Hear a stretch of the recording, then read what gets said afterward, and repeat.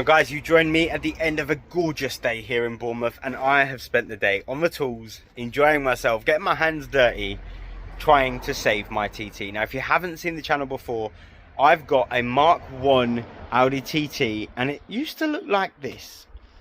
Now that doesn't look like that. The headlights have gone faded, it's completely dirty, it needs a polish, there's scratches, but we have got one thing sorted.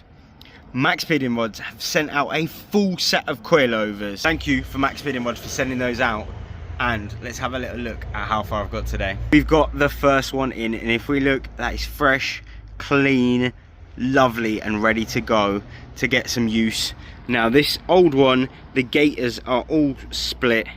It's all rusty, so you can see already the difference. Now the big plus for me is that these are height adjustable. I'll be able to get the car sit in that just right. It's going to make it drive better, it's going to make it handle better, and it's going to make it look better. So in a video coming up real soon, we're going to be having this car sitting on those coilovers, looking as just right. Then we've got to get it polished up, then we've got to get the turbo replaced, but loads of work to come. Thanks for Max Speeding Rods for sending out the coilovers, and I'll see you guys in a video real soon.